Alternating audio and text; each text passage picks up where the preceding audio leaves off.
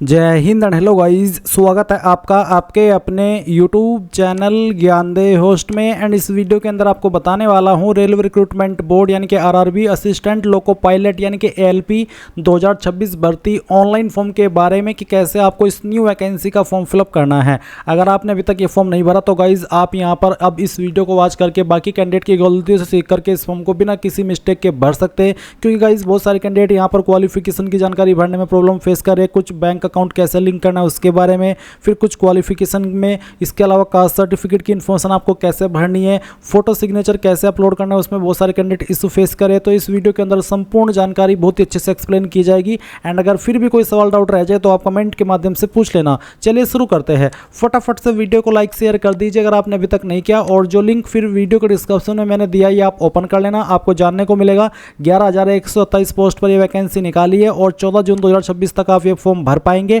Apply करने के लिए 10वीं और साथ ही आपसे या तो ITI या डिप्लोमा या फिर डिग्री, जो कि इनमें से किसी डिसिप्लिन में होनी चाहिए जो यहाँ पर आपको मेंशन किए गए हैं। एज लिमिट 18 से 30 साल के बीच है। फीस जनरल OBC EWS के लिए 500 और बाकी कैटेगरी कैंडिडेट के लिए 250। जहाँ पर जब आपका एग्जाम हो जाएगा तो बाकी जो कैंडिडेट हैं उनको तो पूरी की पूरी फीस रिफंड की जाएगी, बट जो जनरल OBC EWS हैं इनको 400 रुपये फीस रिफंड होगी, यानी कि इनके 100 रुपये रख लिए जाएंगे।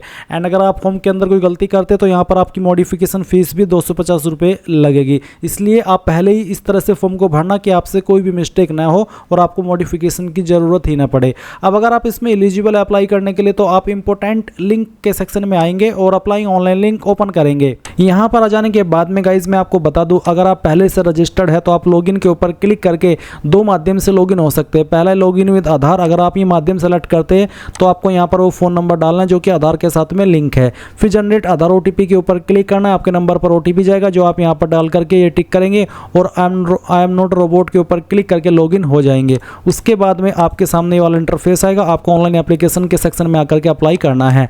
एंड दूसरे माध्यम से आप है login with RRB account credential, इस माध्यम से भी लॉगिन हो सकते हैं। इसमें आपको आपका रजिस्टर्ड मोबाइल नंबर या ईमेल एड्रेस डालना है, अपना पासवर्ड डालना है जो आपने उस वक्त बनाया था जब आपने इसमें रजिस्ट्रेशन किया था, और फिर आई एम नॉट रोबोट के ऊपर क्लिक करके लॉगिन कर लेना है। अब गाइज अगर आप ये पासवर्ड भूल चुके हैं तो फॉरगॉट पासवर्ड इसके ऊपर क्लिक करना, अपना रजिस्टर्ड नंबर या ईमेल एड्रेस यहाँ पर डालना, डेट ऑफ बर्थ सेलेक्ट करना और फिर आई एम नॉट रोबोट के ऊपर क्लिक करके प्रोसीड करना। देन जैसे ही आपका OTP वेरिफिकेशन होगा तो आपको एक नया पासवर्ड सेंड किया जाएगा जिसका इस्तेमाल करके आप लॉगिन हो जाएंगे। अब गाइज अगर आप फ्रेशर है, आपने इस वेबसाइट का इस्तेमाल करके 2024 या 2025 के अंदर कोई फॉर्म नहीं भरा, पहली बार इस वेबसाइट को देख रहे हैं और पहली बार इस वेबसाइट का इस्तेमाल करके कोई फॉर्म भरने वाले हैं, तो आपको पहले इसमें अकाउंट क्रिएट करना होगा। इसके लिए आप क्रिएट एन अकाउंट इसके ऊपर क्लिक करेंगे। देन यहाँ पर प्लीज़ नोट करके भी उनको यही चीज़ बोली जा रही है कि अगर आपने 2024 या फिर 2025 के अंदर कोई भी CAN का फॉर्म जो कि RRB के द्वारा इशू किया गया वो भर लिया था तो आप इसमें दोबारा रजिस्ट्रेशन नहीं करेंगे, आप डायरेक्टली लॉगिन कर लेंगे। बट गाइज अब आप इस वाले इंटरफेस पर आए हैं या फिर यहाँ तक आए हैं इस वीडियो के अंदर, तो आप इसमें पहले से रजिस्टर्ड नहीं है, पहली बार कोई फॉर्म भर रहे हैं इस वेबसाइट का इस्तेमाल करते हुए, तो आप यहाँ पर इस प्लीज़ नोट को ओके कर दीजिए। अब आती है कंट्री ऑफ नेशनलिटी। तो सबसे पहले आपको यहाँ पर इसमें इंडिया सेलेक्ट कर लेना अगर आप इंडियन हैं। फिर आपको यहाँ पर आपका जो फुल नेम है वो एंटर करना है 10th के सर्टिफिकेट के अकॉर्डिंग, और गाइज इस फुल नेम को आपको यहाँ पर दोबारा डाल करके वेरीफाई भी कर देना है। फिर आपसे पूछेगी कि आपने 10वीं के बाद में आपका नाम बदला है, अगर हाँ तो यस, नहीं तो आप नो कर देंगे।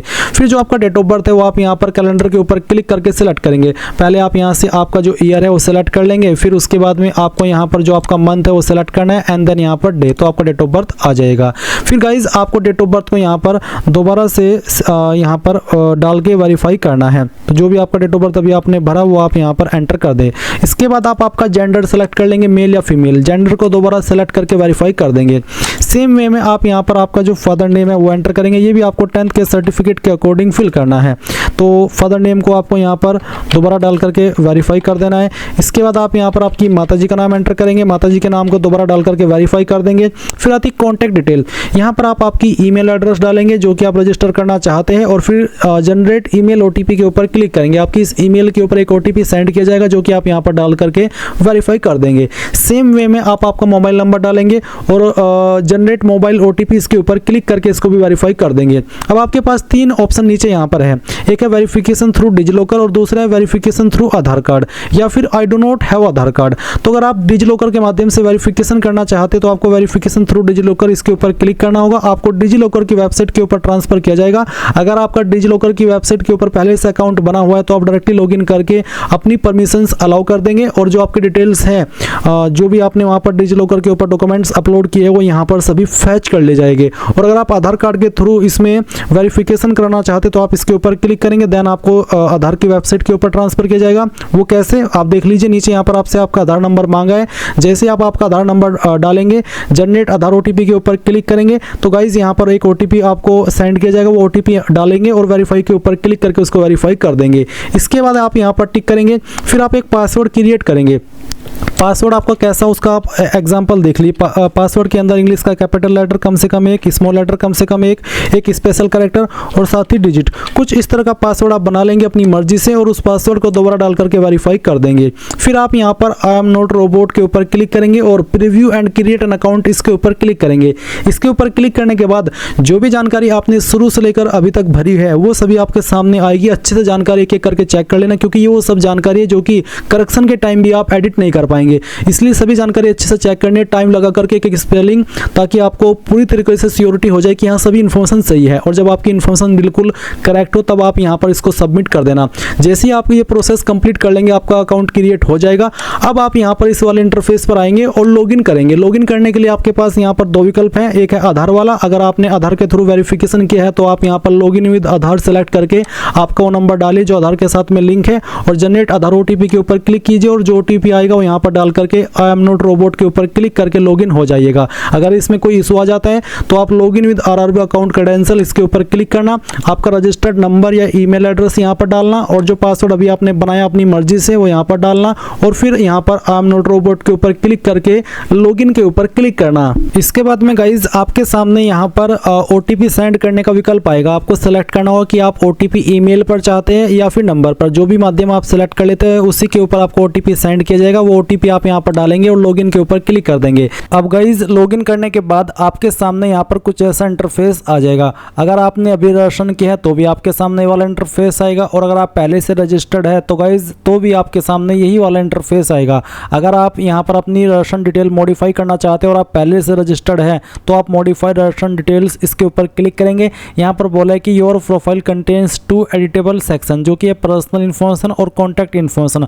आप इन दो सेक्शन को एडिट कर सकते हैं। ये उनके लिए जो कि इसमें पहले से रजिस्टर्ड है, क्योंकि वेबसाइट 2024 के अंदर लॉन्च हो गई थी तो बहुत सारे ऐसे भी कैंडिडेट होंगे जो कि अपनी इन्फॉर्मेशन में चेंजेस करना चाहते हैं। तो अगर आप करना चाहते हैं आप यहाँ पर पर्सनल इन्फॉर्मेशन में से जो भी इन्फॉर्मेशन आपको एडिट करनी है, जैसे कि आपका country of nationality, registered candidate full name, फिर आपका रजिस्टर्ड फादर नेम, उसके बाद में registered mother name, date of birth, आपका जेंडर, तो इनमें से जो भी जानकारी आपको चेंज करनी है उसी के सामने आपको पेंसिल के आइकन के ऊपर क्लिक करना है और उस सेक्शन को आप एडिट कर सकते हैं। फिर कॉन्टैक्ट इन्फॉर्मेशन भी आप यहाँ पर चेंज कर सकते हैं, चाहे वो आपकी ईमेल आईडी हो चाहे फिर वो आपका नंबर हो, और जो भी आपको चेंज करना हो करके आपको सेव चेंजेस के ऊपर क्लिक कर देना होगा। इसके बाद गाइज आपको अगेन ऑनलाइन एप्लीकेशन के सेक्शन पर आना है और यहाँ पर आ जाने के बाद में आपको आपका जोन सेलेक्ट करना है, जिस भी जोन के लिए आपको अप्लाई करना है। तो यहाँ से अपना जोन सेलेक्ट कीजिए, आप एक ही जोन में अप्लाई कर सकते हैं। इसके बाद यहाँ पर इन दोनों ऑप्शन के ऊपर टिक कर दीजिए एंड नेक्स्ट के ऊपर क्लिक कीजिए।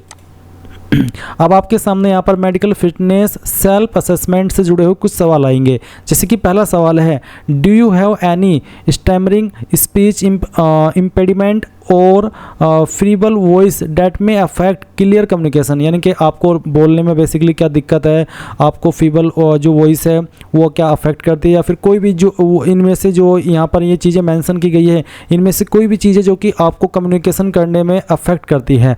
अगर हाँ तो यस, नहीं तो आप नो कर देंगे। अगर आप बिल्कुल अच्छे से बोल सकते हैं तो कोई इशू वाली बात नहीं है, आप सिंपल इसमें नो कर दीजिए। फिर अगला सवाल पूछा है कि do you have any hearing impairment, यानी कि क्या आपको सुनने में कोई दिक्कत है, पार्शियल या फिर कंप्लीट कम सुनता हो या फिर बिल्कुल भी नहीं सुनता।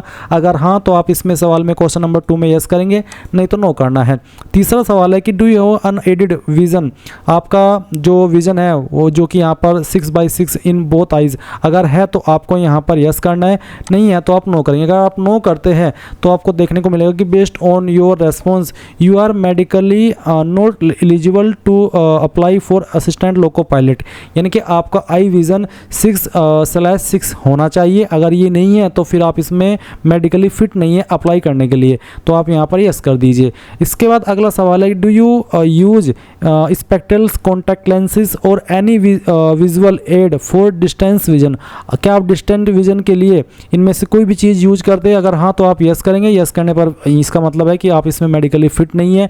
इनको बिल्कुल ऐसा चाहिए जो कि ना तो चश्मा यूज करता हो, ना ही कॉन्टैक्ट लेंस यूज करता हो, ताकि वो बिल्कुल अच्छे से जो डिस्टेंस विजन है, दूर की जो उसकी नज़र है वो तेज़ होनी चाहिए, यानी कि ठीक ठाक होनी चाहिए, वो इनमें से कोई चीज़ यूज ना करता हो।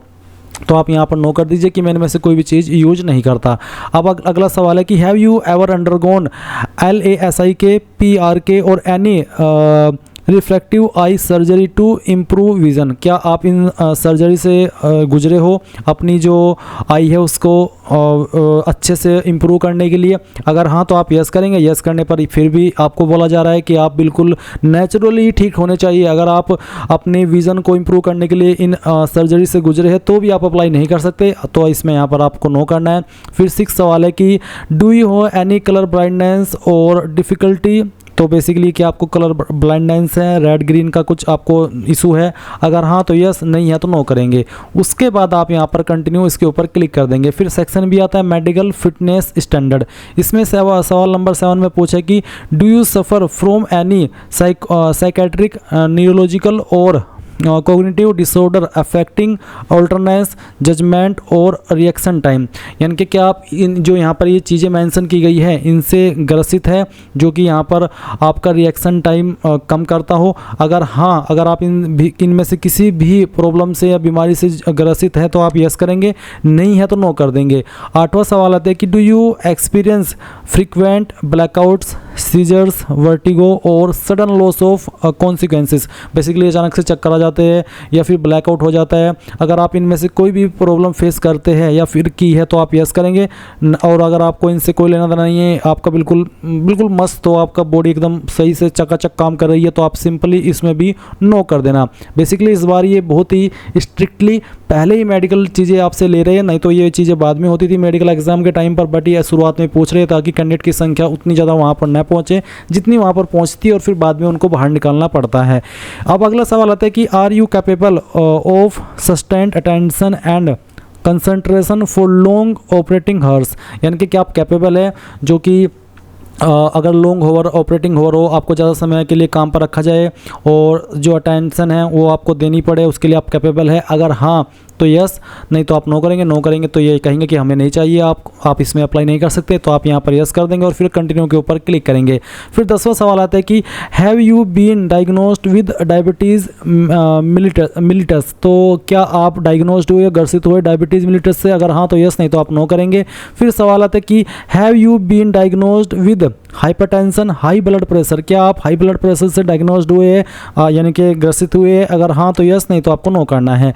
फिर सवाल नंबर 12 है, do you have any cardiovascular disease, respiratory disorder और क्रोनिक सिस्टमेटिक इलनेस? तो अगर आपको इनमें से कोई भी बीमारी है जो यहाँ पर मेंशन की गई है, या फिर इनमें से कोई भी लक्षण है जो यहाँ पर मेंशन किए गए हैं, तो यस, नहीं तो नो करेंगे। सवाल नंबर 13 कि are you currently taking medication that may cause drowsiness, delayed reaction और इम्पेयर्ड अल्टरनेस? तो अगर आप यहाँ पर करंटली इनमें से किसी भी प्रॉब्लम के लिए मेडिकेशन ले रहे हैं, दवाई ले रहे हैं, तो आप यस करेंगे, नहीं तो आपको नो करना है। फिर आप कंटिन्यू इसके ऊपर क्लिक कर देंगे। फिर गाइज एक और सवाल है कि question number 14, do you consume narcotics, drug substances और हैबिट फॉर्मिंग इंटॉक्सिसेंट्स? अगर आप इनमें से कोई भी चीज़ें ले रहे हैं, कंज्यूम करते हैं, बेसिकली क्या आप कोई नशा करते हैं, इनसे जुड़ा हुआ जो यहाँ पर मेंशन किए गए हैं, तो आपको यहाँ पर यस करना, नहीं तो आप नो कर देंगे।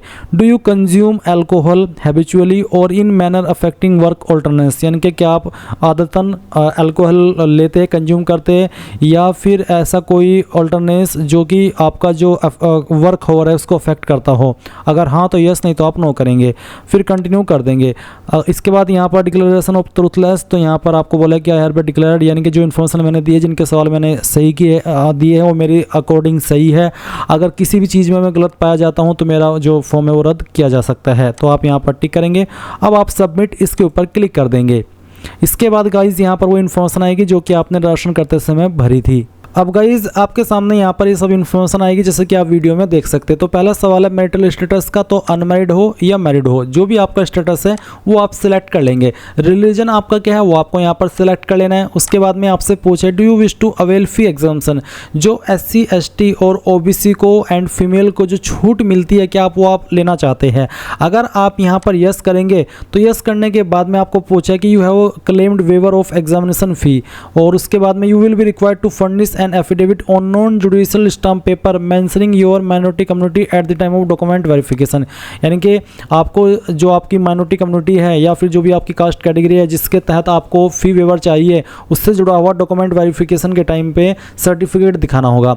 बेसिकली ये सवाल उनके लिए भी है, जैसे कि मैंने आपको वीडियो के शुरुआत में बताया था कि जनरल OBC से 500 रुपये फीस ली जाएगी और बाकी कैटेगरी से 250। जब आपका CBT हो जाएगा, एग्जाम हो जाएगा, चाहे आप वो पास करे चाहे फेल करे, तो गाइज आपको जनरल OBC को 400 रुपये फीस रिफंड होगी और बाकी कैटेगरी कैंडिडेट को पूरी की पूरी फीस रिफंड कर दी जाएगी। तो ये उससे जुड़ा हुआ सवाल है। अगर आप इसमें नो कर देते हैं तो गाइज जो फीस रिफंड होती है वो रिफंड आपको नहीं होगी, क्योंकि आपने पहले ही बोल दिया कि हमें फीस रिफंड नहीं चाहिए। अगर आप यहाँ पर यस करेंगे तो फिर गाइज आपको आपकी फ़ीस रिफ़ंड की जाएगी, एंड इसमें आपको सभी को यस ही करना हो कि हाँ मैं अपनी फ़ीस रिफ़ंड चाहूँगा जब भी फ़ीस रिफ़ंड का प्रोसेस आपसे कराया जाए।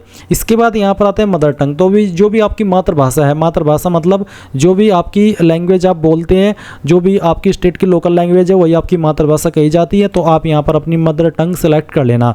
उसके बाद choice of language for examination, exam कौन सी लैंग्वेज में देना चाहते हैं, इनमें से जिस लैंग्वेज को आप सेलेक्ट कर लेंगे फिर उसी लैंग्वेज में आपको आपका एग्जाम देना होगा। Permanent visible mark of identification first, यानी कि आपकी बॉडी के ऊपर ऐसा निशान जिससे आपकी बॉडी की पहचान होती है। ये निशान आपकी बॉडी के ऊपर जलने का हो सकता है, कटने का हो सकता है, कोई तिल हो सकता है, कोई इंजरी हो सकती है। तो जो भी है वो आप यहाँ पर लिख देना, जो भी आपकी बॉडी के ऊपर निशान है। फिर सेकंड निशान, ये तो आपने पहला मार्क लिख दिया, अब आपको दूसरा मार्क जो भी आपकी बॉडी के ऊपर है एक से ज़्यादा, उस मार्क के बारे में आप यहाँ पर लिख देंगे। अब आपके सामने कम्युनिटी डिटेल आएगी। इसमें गाइज आपको बता दूं, अगर आप जनरल है, अनरिजर्व हो, तो आपके सामने कोई अतिरिक्त ऑप्शन नहीं आएगा। आप सिंपली नीचे आपका जो प्रेजेंट एड्रेस है वो फिल करेंगे, जहां पर आपको स्टेट सेलेक्ट करनी है। डिस्ट्रिक्ट एड्रेस के सेक्शन में कंप्लीट एड्रेस डाल देना, जो भी आपका एड्रेस है, और जो आपका नज़दीकी सिटी है वो आप डाल देंगे, पिन कोड डाल देंगे।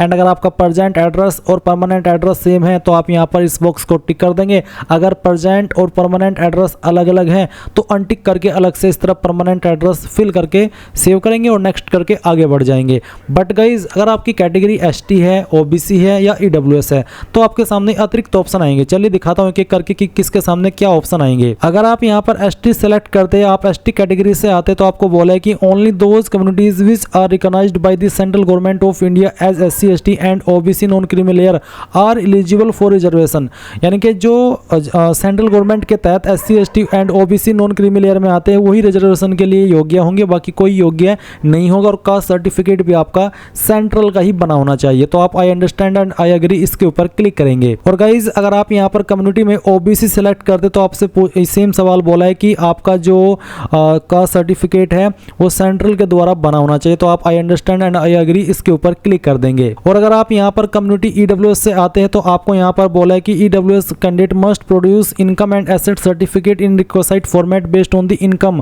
For financial year 2025-2026 and valid for the year 2025-2026 and issue on after 1 अप्रैल 2026। यानी कि जो EWS कैटेगरी से आते हैं तो उनका जो एसेट एंड इनकम सर्टिफिकेट आय प्रमाण पत्र है वो 1 अप्रैल 2026 के बाद का बना होना चाहिए, after the completion of financial year 2025-2026 but not later than the closing date, यानी कि फॉर्म भरने की जो लास्ट डेट है 14 जून 2026 इसके बाद का भी ना हो, 1 अप्रैल से लेकर के 14 जून 2026 के बीच का बना होना चाहिए। तो आप I understand and I agree इसके ऊपर क्लिक कर देंगे। अब गाइज अगर आप कम्युनिटी में OBC सेलेक्ट करते तो फिर आपसे यहाँ पर पूछा जाएगा कि OBC non creamy layer status under OBC, तो आपको बताना होगा कि आप क्रीमी लेयर है या नॉन क्रीमी लेयर। जो क्रीमी लेयर है उनको यहाँ पर जैसे कि जनरल को कंसिडर किया जाता है, जिनको कोई रिजर्वेशन नहीं मिलता उनको क्रीमी लेयर वालों को एज जनरल कंसिडर किया जाएगा। एंड अगर आप नॉन क्रीमी लेयर है तो फिर गाइज आपको यहाँ पर ये बोला जा रहा है कि जो आपका कास्ट सर्टिफिकेट है वो 1 अप्रैल 2026 से लेकर के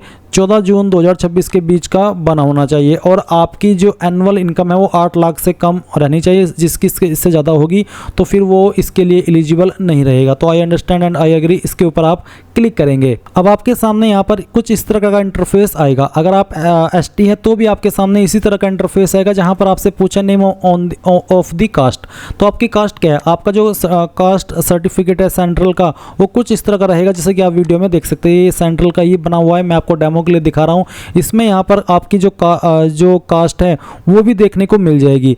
इसी में अगर आप सर्टिफिकेट को पढ़ेंगे तो एक जगह पर आपको आपकी कास्ट देखने को मिलेगी, जैसे कि आप देख सकते हैं कि Uttar Pradesh state belong to the Teli community, यानी कि यहाँ पर जिस कैंडिडेट का ये सर्टिफिकेट है वो तेली कम्युनिटी से बिलोंग करता है। तो आपकी जो भी कम्युनिटी है वो आपको यहाँ पर इस तरह से लिख देनी है। कम्युनिटी सर्टिफिकेट नंबर, अब यहाँ पर जो प्रमाण पत्र क्रमांक है यही आपका कम्युनिटी सर्टिफिकेट नंबर है, तो आपको यहाँ पर वो कम्युनिटी सर्टिफिकेट नंबर के अंदर फिल कर देना है। उसके बाद इश्यूइंग अथॉरिटी, इनमें से ये जो यहाँ पर पोस्ट है, इन पोस्ट के द्वारा आपका सर्टिफिकेट जारी होता है। आपको कैसे पता चलेगा कि मेरा कौन सी पोस्ट ने जारी किया है, तो आप यहाँ पर देख सकते हैं सक्षम अधिकारी के बाद में स्लैश लिख करके तहसीलदार लिखा है। तो आपको आपका सर्टिफिकेट देखना है और उसमें नीचे की तरफ सक्षम अधिकारी के बाद में जिस भी पोस्ट को लिखा गया है वही पोस्ट आपको यहाँ पर कम्युनिटी सर्टिफिकेट इश्यूइंग अथॉरिटी के अंदर सेलेक्ट कर लेनी है। तो चलिए मैं यहाँ पर तहसीलदार सेलेक्ट कर लेता हूँ। अब ये इशू स्टेट है उत्तर प्रदेश, तो उत्तर प्रदेश से जारी हुआ है। उसके बाद में कौन सी डेट में जारी हुआ है वो भी आप यहाँ पर जारी दिनांक के सामने देख सकते हैं। तो जिस भी डेट में जारी हुआ है वो आप सिलेक्ट कर लेंगे। बट गाइज ये भी ध्यान रखना है कि आपका 1 अप्रैल 2026 से लेकर के 14 जून 2026 के बीच का बना होना चाहिए। जिसका इसके पहले का होगा वो मान्य नहीं होगा, इसलिए आपको नया बनवा करके यहाँ पर देना होगा। अब यहाँ पर जैसे कि मैंने बताया था कि प्रेजेंट एड्रेस है नीचे, अब और आपका परमानेंट एड्रेस है। इसमें गाइज आपका जो भी स्टेट है वो आप सिलेक्ट कर लेंगे, अपनी डिस्ट्रिक्ट सेलेक्ट करेंगे, एड्रेस आपका जो भी है वो आप एड्रेस के सेक्शन में डालेंगे। फिर आपका जो प्रेजेंट नियरेस्ट सिटी है या मेजर टाउन है आपका वो आप भर देंगे इस सेक्शन में। पिन कोड आपका जो भी है वो आप यहाँ पर डाल देंगे। अगर आपका प्रेजेंट एड्रेस और परमानेंट एड्रेस सेम है तो आप इस बॉक्स को टिक कर देंगे। अगर अलग अलग है तो अनटिक करके अलग से भर देना, नहीं तो जैसे कि मैंने कहा कि अगर सेम है तो यहाँ पर टिक करके सेव करेंगे और नेक्स्ट के ऊपर क्लिक कर देंगे। अब आपके सामने यहाँ पर डिक्लेरेशन आएगा और आपको कहना है कि I hereby consent that my refund may be credited to the bank account linked with my mention Aadhaar number. तो आप आई अंडरस्टैंड एंड अग्री इसके ऊपर क्लिक करना, यहाँ पर टिक करना। कुछ सवाल है जैसे कि क्या आप एक्स सर्विसमैन है, अगर हाँ तो यस, नहीं तो आपको नो करना है। अगर आप इकोनॉमिकली बैकवर्ड क्लास ईबीसी से आते हैं तो आपको यहाँ पर यस करना, नहीं तो आप नो कर दीजिए। क्या आप एक एम्प्लॉई है इंडियन रेलवेज के, अगर हाँ तो यस, नहीं तो आपको नो करना है। फिर पूछा है आपको यहाँ पर आपका करंट एम्प्लॉयमेंट, तो आपका करंट डिपार्टमेंट क्या है, सेंट्रल गवर्नमेंट, स्टेट गवर्नमेंट या फिर पब्लिक सेक्टर अंडरटेकिंग या फिर नॉट एप्लीकेबल। अगर आप अभी कोई जॉब नहीं करिए, क्या छोटी मोटी जॉब करे तो आप नॉट एप्लीकेबल के ऊपर क्लिक कर देना। फिर पूछा कि क्या आपके पास एनएसी है, कोर्स कंप्लीटेड एक्ट अप्रेंटिस इन रेलवे एस्टेब्लिशमेंट, तो आप जो कि आपने एनसीवीटी के द्वारा किया हो तो आप यस करेंगे। यस करने पर आपको बताना हो कि कौन से ट्रेड में आपने ये किया है और कब आपने ट्रेनिंग स्टार्ट की थी, कब तक ट्रेनिंग की थी, और इज योर रिजल्ट डिक्लेयर्ड, उसका आपको आंसर देना है यस या फिर नो। अगर यस तो फिर आपको certificate number, certificate date, marks obtained और फुल मार्क्स, अगर नहीं तो नो। एंड अगर आपके पास ये नहीं है जो कि यहाँ पर मेंशन किया गया है, कोर्स कंप्लीट किया हो आपने रेलवे के किसी भी एस्टेब्लिशमेंट द्वारा, तो आप सिंपली नो कर दीजिए कि मैंने नहीं किया। इसके बाद आता है bank detail for refund of फी।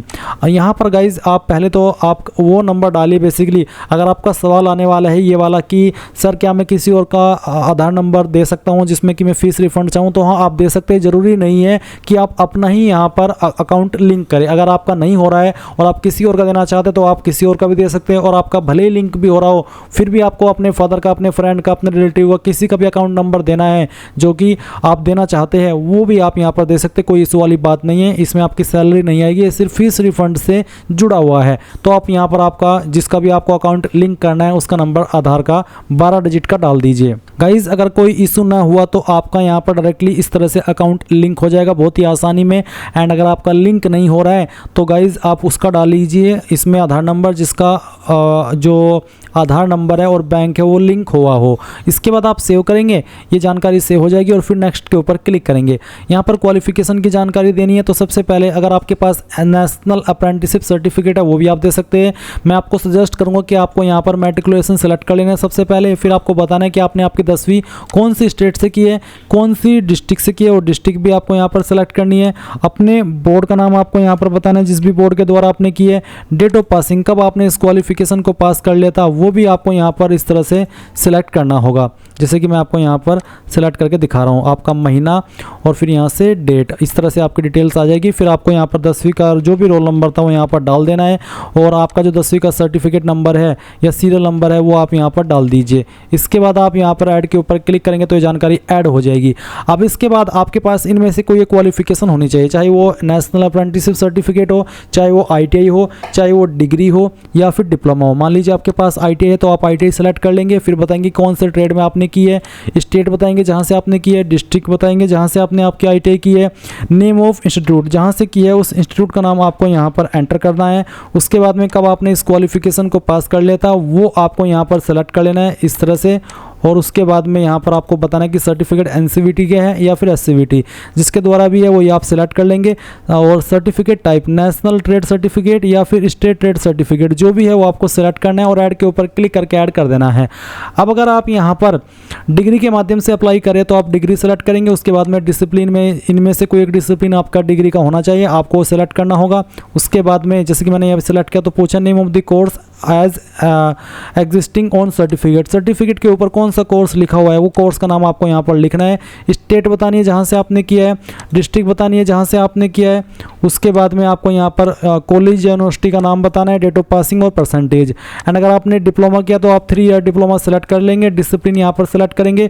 आपके डिप्लोमा के अंदर जो सर्टिफिकेट है कौन सा कोर्स उस पर मेंशन है वो कोर्स आपको एग्जैक्टली यहाँ पर लिखना होगा। स्टेट बतानी होगी, डिस्ट्रिक्ट बतानी होगी, कॉलेज यूनिवर्सिटी का नाम और डेट ऑफ पासिंग। एंड अगर आप यहाँ पर NAC दे रहे हैं नेशनल अप्रेंटिसशिप सर्टिफिकेट तो आपको यहाँ पर डिसिप्लिन बताना होगी कि कौन से डिसिप्लिन में आपने इसको किया है। स्टेट बतानी होगी, डिस्ट्रिक्ट बतानी होगी, इंस्टीट्यूट का नाम जहाँ से किया है, डेट ऑफ पासिंग, सर्टिफिकेट किसके द्वारा इशू है और सर्टिफिकेट टाइप, और फिर आप ऐड कर देंगे। तो मैंने यहाँ पर सभी का बता दिया है कि किसको किस तरह से जानकारी भरनी है। और अब आप यहाँ पर नीचे नेक्स्ट के ऊपर क्लिक कर देंगे। इसके बाद गाइज आपके सामने यहाँ पर लाइव फोटो कैप्चर करने का ऑप्शन आएगा और सिग्नेचर अपलोड करने का ऑप्शन आएगा। तो आप यहाँ पर पहले लाइव फोटो कैप्चर करेंगे और कैप्चर करते समय आपको यहाँ पर ध्यान रखना कि किस तरह का फोटो रिजेक्ट होगा। ये सिग्नेचर के आपको डेमो दी है कि किस तरह का सिग्नेचर रिजेक्ट होगा और किस तरह का एक्सेप्ट होगा। इसी प्रकार से फोटो किस तरह के एक्सेप्ट होंगे, किस तरह के रिजेक्ट, वो भी आपको यहाँ पर बताया गया है। फिर आप यहाँ पर दिए गए इंस्ट्रक्शंस के अकॉर्डिंग अपना फोटो एंड सिग्नेचर अपलोड कर देंगे। यहाँ पर टिक करेंगे, सेव करेंगे और नेक्स्ट के ऊपर क्लिक कर देंगे। गाइज यहाँ पर फाइनली मैंने फोटो एंड सिग्नेचर अपलोड कर लिया है। फोटो एंड सिग्नेचर अपलोड करने में काफ़ी ज़्यादा इशू आया है और आपको भी चीज़ का ध्यान रखना है कि जो आप फोटो अपलोड कर रहे हो लाइव वाला, इसमें आपको बैकग्राउंड लाइट वाइट रखना है तभी ये अपलोड हो पाएगा। और सिग्नेचर भी इस तरह से आपको अपलोड कर देना है। उसके बाद आप यहाँ पर टिक करेंगे जैसे दोनों फाइल इस तरह से अपलोड हो जाए और फिर सेव करके नेक्स्ट के ऊपर क्लिक करेंगे। देन यहाँ पर गाइज आपको आपकी प्रेफरेंस देनी है जोन की, आप इसके ऊपर इस तरह से टिक कीजिए और उसके बाद आप यहाँ पर इसके ऊपर टिक करेंगे, यहाँ पर टिक करेंगे। पहले इसमें आपको बताना है कि कहाँ से आप फॉर्म को भर रहे हैं। यहाँ पर बहुत सारे कैंडिडेट अपना नाम लिख देते हैं, आपको आपका नाम नहीं बल्कि जहाँ से आप फॉर्म भर रहे हैं उस जगह का नाम आपको देना है और उसके बाद प्रीव्यू एप्लीकेशन इसके ऊपर क्लिक करना है। अब जो भी जानकारी आपने भरी है शुरू से लेकर अभी तक वो सभी आपके सामने आएगी। जब आपको लगे कि सभी जानकारी सही है तो आप यहाँ पर टिक करेंगे एंड उसके बाद आप सबमिट कर देंगे। जैसे आप यहाँ से सबमिट करेंगे तो गाइज आप यहाँ पर देखेंगे applicant will not be able to any correction in the online application after submission. अगर आपने यहाँ पर एक बार सबमिट कर दिया तो इसके बाद में आपको फ़ी पेमेंट करना होगा और जब आप फ़ी पेमेंट कर देंगे और उसके बाद आपको पता लगे कि यार मैंने फॉर्म में कोई गलती कर दी है तो गाइज जब आपका करेक्शन आएगा उस वक्त आप उसको सही कर सकते हैं। इसके पहले तक आप उसमें कोई भी चेंजेस नहीं कर पाएंगे। तो पूरी तरीके से श्योर होकर के आपको सबमिट करना है और फिर अपना फ़ी पेमेंट कर देना है। और फ़ी पेमेंट करने के बाद में आपको हिस्ट्री ऑफ एप्लीकेशन के सेक्शन में आकर के यहाँ से आपका जो फॉर्म का प्रिंट है वो ले लेना है। इस तरह से गाइज आप लोग RRB ALP ऑनलाइन फॉर्म 2026 भर पाएंगे। आई होप ये प्रोसेस आपको पसंद आया होगा एंड थैंक्स फॉर वॉचिंग। जय हिंद।